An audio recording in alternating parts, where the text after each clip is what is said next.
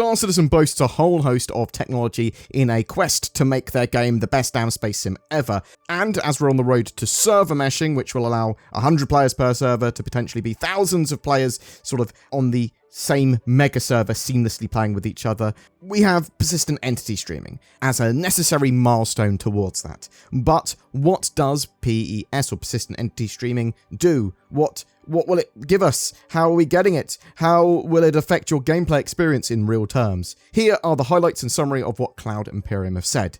What exactly is PES, persistent entity streaming? It allows for the game world to persist, be saved and restored, allowing for more meaningful changes and progression, as well as better crash redundancy. It saves and tracks ships and items and entities' positions and locational data, allowing the world of server data to persist potentially forever, and allows that sort of data to be reloaded in if it does crash.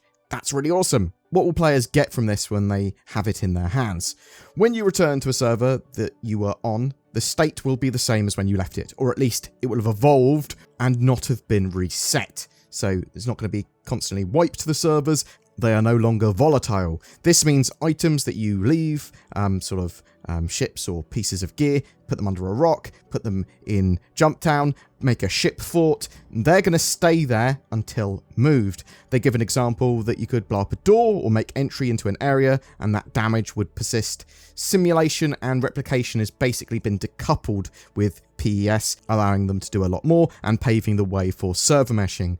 They're not 100% sure though how persistence at this stage will affect the game when it's actually in players' hands. What happens if you allow a load of players to change the state of the server over a long period of time? What does that look like over a sort of several weeks? They do have cleanup and life cycle systems for some items in place. Otherwise, there could be like server degradation. Some items aren't important. Some items get cleaned up.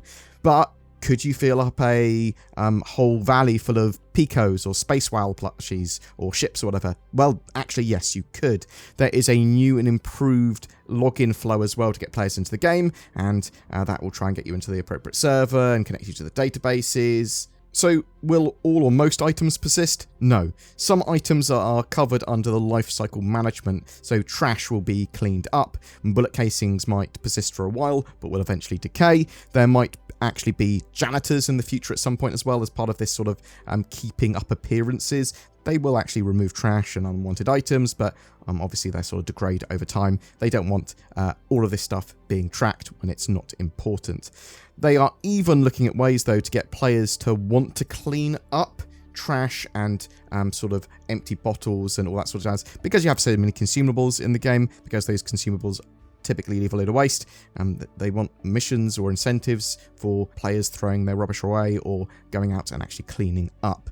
Where is persistent entity streaming now? Well, over the last 3 months, Cloud Imperium have been pushing on with PES to get it into the game dev branch, so that's now used by all devs and tied into the main core of the game.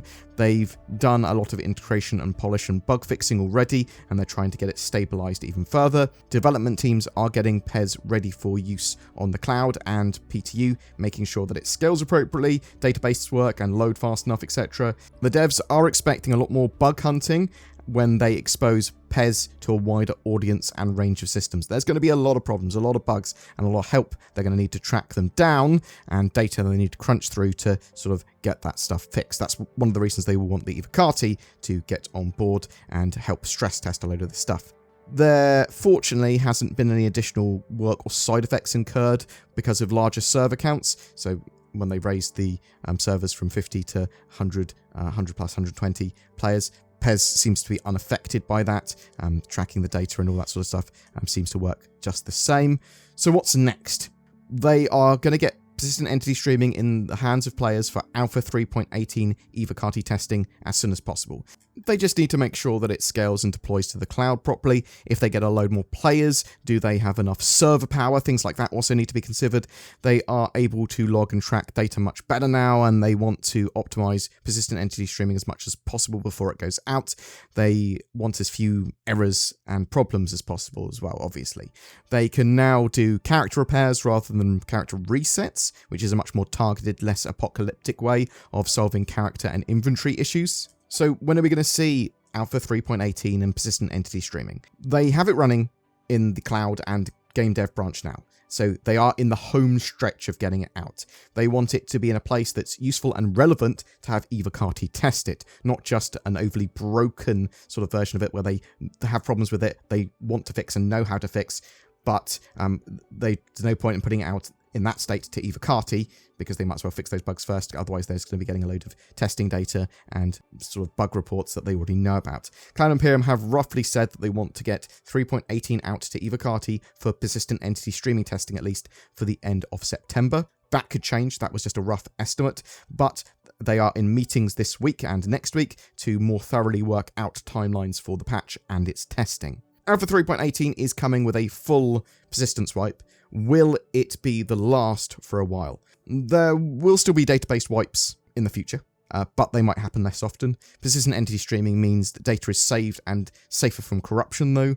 Once refined, we should see a more stable game too. My feel from what Cloud Imperium was saying was they'll potentially need to wipe less, but there's some big things coming up with like server meshing, which they may need to, wipe for because it's a big change. Cloud Imperium are going to be looking at a few other sort of features of 3.18 in a lot of detail in the coming weeks. Hull stripping and salvage, the cargo refactor, the 600i and Mercury Star Runner crash sites, as well as looking at their new motion capture studio, and they might have some special guests as well, and I think they're going to be special guests, sort of like a celebrity that might appear in Squadron 42, something like that. Maybe Anti-Circus or someone like that. That's what I'm sort of expecting. What do you think? Now, you should also check out my links below if you're interested in getting a Tobii Eye Tracker 5. Use your eyes and Star Citizen more. Great eye tracking. Use the code BoredGamer to get a discount as well. Boom! That's it for your persistent entity streaming update.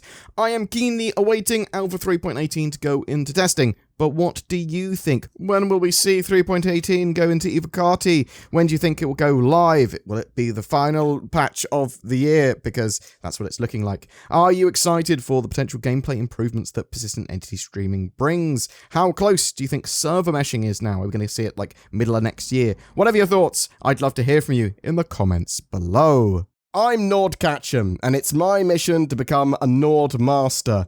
Oh no, it's Team Hacksaw! Hacksaw uses trackers and blocks your ability to go on websites like Netflix and watch the content that you want to on Netflix? ? Go NordyChew! NordyChew uses nordvpn.com/BoredGamer. It is super effective. He beats Team Hacksaws and he becomes a NordVPN master, a Nordymon master.